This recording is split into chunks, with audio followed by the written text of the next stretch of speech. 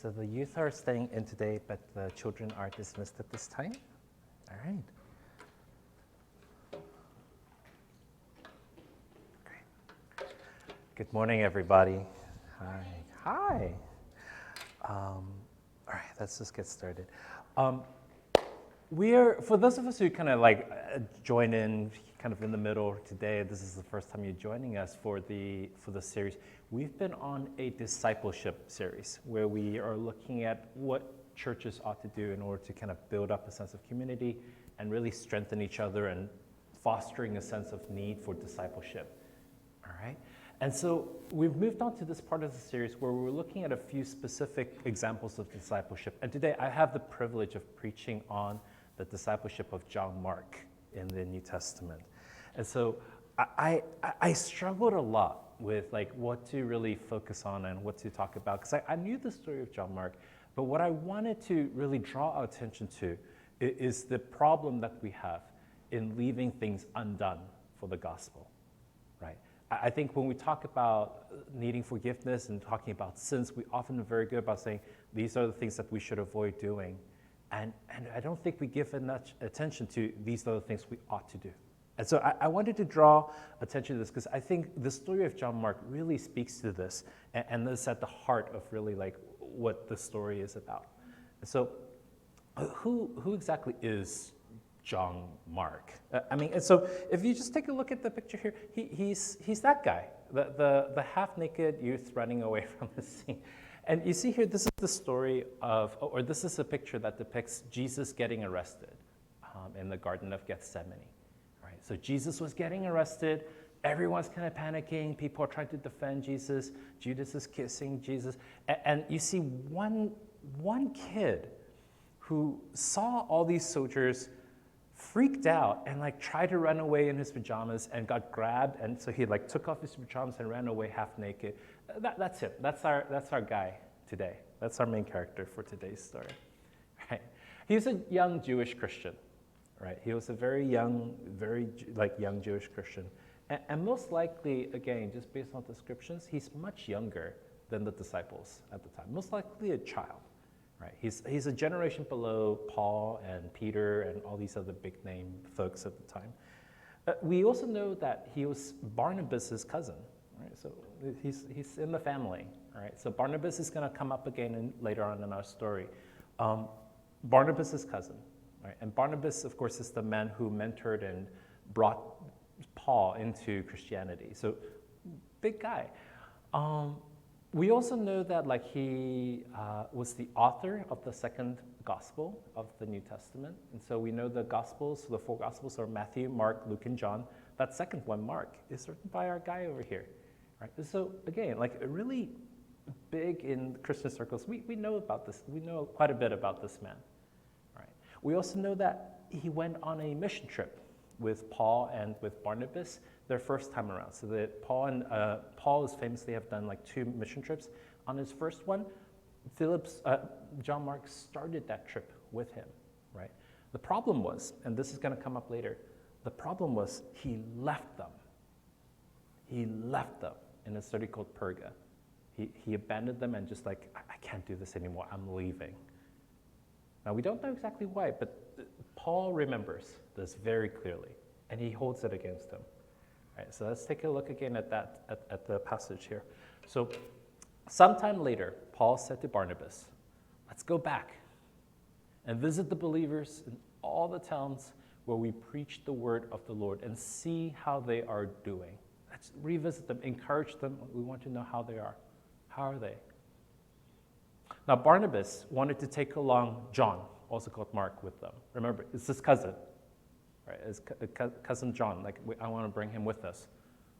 But Paul did not think it wise to take him because Mark, had deserted them in Pamphylia and had not continued with them in the work. They had such sharp disagreement that they parted companies, Paul and Barnabas. These two were inseparable on that first trip. They're good friends. They split ways because they just couldn't agree on this one point. Couldn't agree. So Barnabas took Mark and sailed for Cyprus. But Paul chose Silas and left, commended by the believers to the grace of the Lord. So we see an argument here. And maybe like two things I want to just draw attention to. The first was when we see the word Barnabas wanted. The word wanted it's hard to translate. In the original Greek, the word is balabou. It's in what's called an imperfect tense, which really just means that like it's like ongoing. It's not like wanted and it's done, because English language wanted is past tense and it's finished. This is an ongoing tense, meaning he kept wanting to bring Mark. He didn't give up on this. He kept nagging Paul about this, would not let this go. Okay? That's one thing to note. The other thing is that when they had a sharp, the word for sharp disagreement, again, it's toned down a little bit in the English, but in the original Greek, was it's almost a violent disagreement. Like things got very heated between these two men, and where Paul just strongly believed that Mark was a weak link that he didn't want on this trip, right? And just like that, like the bonds of brotherhood between these two men, like kind of snapped, it looked like at that time, and they decided we're going to go separate ways. So what exactly? I'm gonna remember which one to push. So, what was the argument really about? You know, what was it that they disagreed about? The issue was that Mark had left them on a previous trip.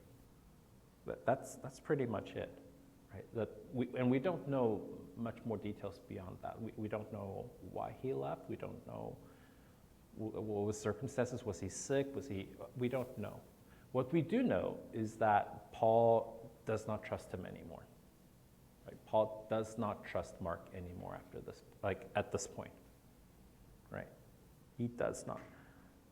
Some people speculate that Mark may have, once he left, went back to Jerusalem and kind of stirred up trouble for Paul by kind of telling the the church there that like, hey, Paul's kind of converting all the Gentiles. That seems problematic.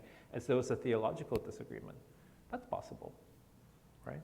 We also have to remember that prior to this, there was a problem where Peter kind of was originally eating with the Gentiles, and then believers came and he kind of like sat away from the Gentiles for a little bit because he didn't want to be seen associating with non-Jews. And Barnabas kind of followed Peter in that. And so there was some tension there already between the two men. And so that's what it kind of comes down to. Barnabas wants to give his cousin Mark, young Mark, a second chance. Bring him with us. I know he left us last time. I trust that he'll be with us this time. He will not abandon us this time. And Paul does not want to take that risk. Right. Now, this looks really petty. Right? This doesn't make Christians look good. Right? This is like two Christians kind of arguing back and forth. And it's like, in my mind, like you might be tempted, like, why is this in the Bible? You know, why put this silly little detail in there? And I love that Paul insists that like all of Scripture is useful for instructions. And I am actually secretly glad that this is in there. Because with apologies to pastors, our staff meetings sometimes we go back and forth a little bit. We sometimes, like the tensions rise up. We sometimes people get heated. Even good Christians can disagree on how to fulfill God's mission, with everyone having the best intentions, everyone doing their best to make sure that they're serving God the right way, and tensions can rise up. And we see evidence of that in this story, right? Barnabas wanted what's best for the gospel. Paul wanted what's best for the gospel. And the way that their life experiences brought them up, they see things in such a different way that they couldn't agree on what to do with Mark. And that's okay. And that's okay. Disagreements in the church is okay if we are all working towards the furtherance of the gospel. The second reason why I'm secretly happy about this is because this is embarrassing. Like this is the church Christians, like early fathers, like kind of arguing back and forth. And if the writer chose to include even the messy details like this, it gives me better trust in the rest of the story, right? He didn't leave anything out, right? But he chose to include even the embarrassing details. And so this leaves us with the messy question of like, well, who's right? Who's right? Was Paul right? You know, should they have left Mark behind on this trip? And you know, he has a point. We know from the book of Acts that Paul underwent lots of suffering on his trip. It was not an easy trip. You know, he got shipwrecked, he got bitten by snakes, he got stones thrown at him, he was imprisoned, he was beaten, he was tortured. All of this to spread the gospel. Like we know that about Paul's mission trips. They were not easy affairs. This is not vacation to Mexico or wherever we go on our mission. This was unsupported in a foreign country, speaking to strangers who may imprison you for trying to preach the gospel, right? This was dangerous work. And he needed people that he could count on to support him. He needed that, right? He did. I mean, and in this, I'm kind of with Paul on this. If you think about it, I mean, if you have a life or death mission, you know, that you need to go on, who would you bring with you? Your best friend's cousin? The guy who's allergic to danger? The guy who's always seasick? The guy who passed out once when someone pranked him with a toy snake and he like screamed and passed out? Like, no, I don't want to bring that guy either. You know, like this is important work. This is dangerous work. I want someone dependable with me. And if someone proved that they were not dependable that last time, like honestly, I can understand why Paul didn't want him on that trip, right? The other sad reality is that like Paul has faced lots of abandonments before. You know, Mark was not the only one. And we see a sad chapter towards the end of his life in 2 Timothy where he made this really sad statement of saying, all have abandoned me. Like everyone, I am here by myself in prison and there's no one on my side anymore. Like Paul knows abandonment, right? And he's trying to avoid it as best as he can here. And I cannot fault him for that, you know? The other thing to think about was that, you know, even if Barnabas was right and Mark grew up and he's more mature now and he'll do just fine, even if that was true, the fact of the matter is, in that moment, Paul was not ready to trust him yet. He doesn't trust him yet. Regardless of how trustworthy Mark may be, in that moment, Paul didn't trust him, and that team wouldn't work, right? I'll say it again. You can have totally good people on both sides, and if there's no trust in that team, like that just wouldn't work, right? And so God, in his wisdom, kindness, like prompted Paul to insist, like, no, I cannot work with him. Right? And it takes a very courageous person to acknowledge, like, because the easy thing almost would be just like, okay, fine, let's go. How about, let's go. He didn't. Like, he held firm and said, like, this, I need the best team I can, like, come up with. And I just don't think this partnership would work. Right? And he held firm to that belief. And I think that was the right move. Even if Mark was fine, right? Leaders need to be able to trust the people that they're working with, and there was not that trust there yet. Okay. But I mean, Barnabas was kind of right also, right? I mean, granted, Barnabas is much older, right? He's an older guy, and he's much more patient and seen more of the world and more seasoned. He's also got the advantage of having mentored Paul, who like, if anyone like has any right to, talk about giving second chances, it would be Barnabas. Like, he gave Paul the ultimate second chance. Paul was once a man named Saul who persecuted the Christians, who imprisoned and murdered them. And Barnabas was the one that saw the potential of God in him and gave him that critical second chance. Gave him a chance to learn, gave him a chance to bond with believers, gave him a chance to come with him on his mission trip together. Barnabas is a man of second chances, right? We all need a Barnabas in our lives, right? Like, the world needs more Barnabases. The world needs Pauls too. But Barnabas is not wrong in giving that second chance, right? And he wanted to give it to Mark as well. Right? He understood that Mark was young and that it was unfair to hold the mistakes of his youth against him. He understood that. Right? He understands that young people might bend and break when they're submitted to pressure, but they are resilient and they bounce back and they learn from their mistakes.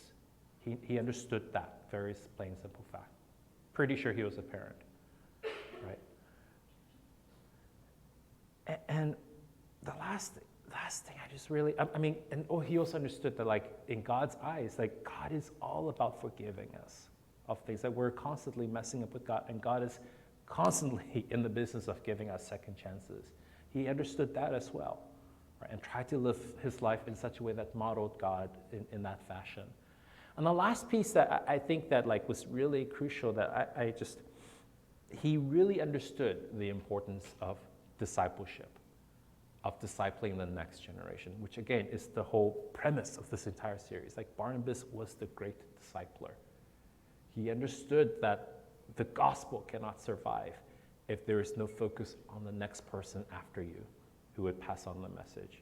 If the message dies with you, that's it. It's gone. You need to focus on training that next generation. And Barnabas had that top of mind when he was thinking about Mark. And so, where did this take us to? Like, what was Mark's final legacy? Well, we see that Mark did go on the trip with Barnabas, and it was transformative. And he did not run this time. He said, "Good job, Mark." He made it back to the finish line. He befriended the apostle, Peter, Jesus is Peter, right? And became his translator. We see that he ended up not only just kind of befriending, but just really learning as much as he can about the details of Peter's life, and ended up writing the Gospel of Mark, which is based on Peter's account. Like, many people Peter was perhaps too busy to write things down. Mark was the one that did it for him, right? So Matthew is one of the, Matthew, Mark, Luke, and John. Matthew was one of the disciples, right? And so Peter's account was Mark's account. Right? And I think it's something really interesting and fascinating about Mark, the man who was so scared of serving, was so reluctant to serve at one point that he ran away, that he was the one that wrote the gospel that characterized Jesus as the great servant, right? And the final thing I wanted to kind of close up on is 2 Timothy. And again, this is Paul near the end of his life. He's now literally in chains, imprisoned. He knows that he's going to be executed soon. And he's just trying to use up whatever days he has left for the gospel. And this is what he wrote to Timothy, his protege. He wrote this: "Do your best, Timothy. Do your best to come to me quickly. For Demas, because he loved this world, has deserted me and gone to Thessalonica." Sounds familiar. Again, Paul's been through abandonment, right? Crescens has gone to Galatia and Titus to Dalmatia. Only Luke is with me. Get Mark, my man Mark. Get Mark and bring him with you, because he is helpful to me in my ministry. We don't get a lot of details. Right? I don't have many more quotes to pull from. This is one of the very few last mentions we have towards the end of Paul's life regarding his relationship with Mark. But just look at the contrast between I refuse to bring this man with us on our trip to please bring him with you as quick as you can. I need him. He's invaluable to me. I need him to help me with my ministry. Look at that transformation. Look at that transformation. Mark went from a scared little boy who ran naked from Jesus' arrest, from the scared young man who couldn't take the heat and ran away from his mission trip with Paul and with Barnabas, to being a gospel writer, being a translator for Peter, being someone who Paul depended on, trusted, and wanted in his final, most desperate moments. Which kind of, again, brings me back to this point. Like, what exactly can we learn from Paul and Barnabas and Mark? Because in the story of Paul and Mark, I don't think we don't give this enough credit. There is so much potential for discouragement. There was so much potential for Mark to give up. There was so much possibility for the Gospel of Mark to just never existed. Right? Can you imagine just like your teacher, like, just so done with you that he doesn't want you with him anymore? He's given up on you. I don't want him with me anymore. He's no good. No good. Like, what that would do to a young man's mind. Right? I mean, like, just think on that. How easy it would have been for Mark to just give up and say, I'm no good at this. I'm not cut out for this. This is not for me. I'll go back and work for my dad. I'll go back to school. I'll go get a job. I can't do this anymore. This is not for me. There was so much potential for that to happen. And I want to kind of close again on this prayer that we recite once a month, but like it's longer, but the segment that like always strikes me over and over again whenever we say it is, most merciful God, we confess that we have sinned against you in thought, word, and deed, by what we have done and by what we have left undone. We are accountable to God not only for the wrong things we do, but for the good things we neglect to do, for the good things we were too scared to do, for the good things we felt discouraged from doing. Though God deserves those things from us. And we are accountable to him when we fail to do those things. We may have our reasons, right? We may say, I'm too inexperienced to do this thing, God, that you want me to do. We can say, I tried it once, God. I messed it up. Look how pissed everyone is at me. We could say,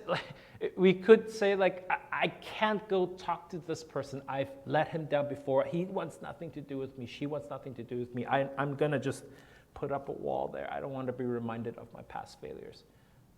We could say that, this person has hurt me before. I don't want to forgive this person, right? There are so many good works that we can do if we could set these things aside. And so, again, let's look at an experience. I love that. That's such a great picture. God chose the foolish things in the world to shame the wise. And God chose the weak things of the world to shame the strong. We often say that we don't know enough. or we lack the experience to serve. Like maybe I'm not very good at playing the guitar, maybe I'm not good at talking, so I don't want to go talk to people, and just I'm scared to stand on stage and public speak. I can't even give a little speech. How can I preach? All kinds of reasons, right? I point to our weaknesses and experience and say, like, I cannot do the things, God, that you want me to do. You know, Mark was the same way. He was much younger and less experienced than the men that he traveled with. And it showed, right? I mean, the way that he ran in fear multiple times. And I guess that the encouragement here is that really, you've heard the phrase like practice makes perfect, but the thing I really want us to kind of focus on is like practice makes progress. Practice makes progress, right? That even if you think you don't know enough to do the things that you feel called to do, you know enough to get started, right? You know enough to get started. There's this concept in teaching called, so if you've been in the world teaching, this is this concept called scaffolding. All right, and what is scaffolding? Scaffolding is like when you have a child that you're trying to teach this child to do something, and this child cannot do this thing yet. Okay, let's say this child cannot write the letter A. Too young, cannot do it, doesn't know how. But you know what happens if you take a piece of paper and you draw dotted lines in the shape of an A, and you ask the child, can you trace the letters? Can you follow the dotted lines and connect the dots? And suddenly, look, the child just drew an A. Right? That's called scaffolding. Right? It's the little steps along the way that allow you take little baby steps towards something. Right? The child can stay there and say, like, I can never draw that A over and over again, but you give them a little bit of support and suddenly they're capable. Right? Look for those supports in your lives, for the things that you want to do for God. You may not be able to lead worship right off the bat, right? But would you be able to start playing guitar like on your own?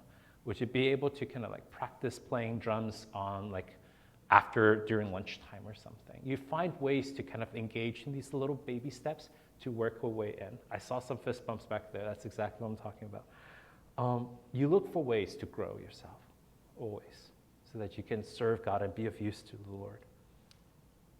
The second thing that we think about is like past mistakes, right? And here I draw again from Paul's words, Philippians 3. Not that I have already obtained all of this or have already achieved my goal, but I arrived at my goal. But I press on to take hold of that for which Christ Jesus took hold for me. Brothers and sisters, I do not consider myself, yes, I've taken care of it, but one thing I do. Here's the part that like the rest of it is Paul blathering. Forgetting what is behind and straining towards what is ahead. Forget what's behind, the mistakes that you made yesterday, the temper you lost like last week, that time you abandoned your cousin and his best friends in the middle of a mission trip last year. Forget it. It's back there. It doesn't belong in the present. You focus on what's ahead and what you can do, picking yourself back up, right? I mean, these were Paul's words too, right? I mean, Philippians is written by Paul. And the thing that's remarkable about Paul is like after this episode where he separated from Mark and from Barnabas and went on his own with Silas, like he did a bit of growing up himself, right? He had to learn that like he is not perfect, that he hasn't arrived at the goal of perfection God had set for him. And that Paul also needed to let go of past mistakes and past failures. And perhaps his harshness towards Mark is one of those things he needed to let go of in order to strain ahead towards the future. Sanctification is a process, right? Don't let past disappointments paralyze you. Don't let past failures define you, right? And if you feel that that is what's holding you back, you pray about it. You talk to people about it. You find therapy and help, and you look for ways to resolve these things so that you are able to pick yourself up and to move forward. Guilt and shame. What I find remarkable about this story, I think the most underrated thing in this story is how Mark actually went on a second trip with Barnabas. Like Mark made the decision that he is going to give himself a second chance as well. Right? It's not just Barnabas saying, yeah, Mark, you can come with me, that's fine. Mark had to tell himself, like, you need to give this another go. You left your cousin Barnabas that last time. Staying with him will be super uncomfortable. You're going to be reminded all the time, like I left him that last time. And you cannot not go. Go do this thing. I think the most underrepresented, like that's amazing to me. That he didn't give up on himself. That he didn't let guilt and shame define him. Oh, did I put the wrong? I did put the wrong passage. That's okay. All right, and the other piece I wanted to talk about here, and okay, the passage I wanted up was actually a different one. That's my fault. I put the wrong passage in. The piece I really, this part is for the parents, so youth, you can plug your ears real quick. There's particularly among Asian cultures, there's oftentimes a culture of shaming when it comes to parenting, right? There is this, like, you don't want to spoil the child too much, and so you want them to perform as much as you can, and so you kind of withhold praise and encouragement sometimes to try to goad them to do more. You know, like if they make a mistake, sometimes like we're known to be very harsh by reputation, if not by practice. Like we're all different people, and we all parent in our own ways. But I mean, you know, if a child comes home with a B, like it's a problem, and so those are things that I think are endemic to our culture, and it's in its own way a cultural strength, but in its own way it can hurt, right? And so Barnabas did not let past failures define his relationship with Mark, and I think that's beautiful. I think that's remarkable, and I think our youths and our children needs as much encouragement as we can. And the passage I actually wanted up here is Colossians 3. And it says, like, fathers, do not exasperate your children so that they will not lose heart. Fathers and moms, don't frustrate your children so that they lose heart. Like, always encourage them.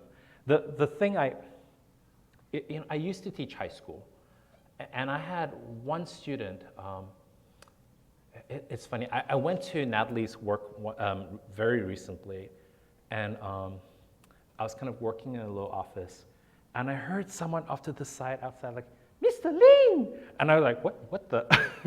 I looked outside, and one of the cleaning staff happened to be the mom of one of my students in the past. It was just complete like shock. I was like, oh my goodness, yes, it's you. Hi, how are you? How's your daughter?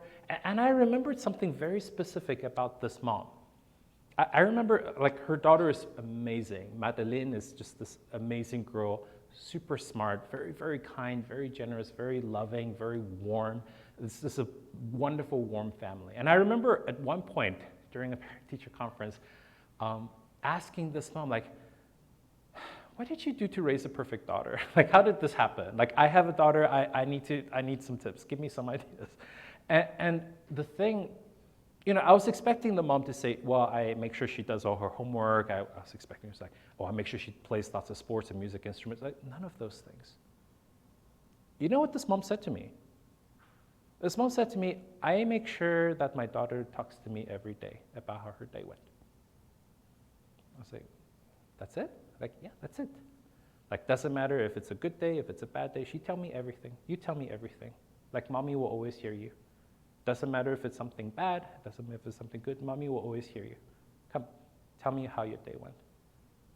And that's all it is. And it's like, this mom never pressures her daughter to finish her homework, but she does it. And that's not gonna fix all of the parenting issues. Like, I'm not saying that this will fix everything, but what I do think this did was it set up a culture of trust within that family, right? Where the daughter, Madeline, knew that if she made a mistake or failed something, that she could always tell her mommy about it.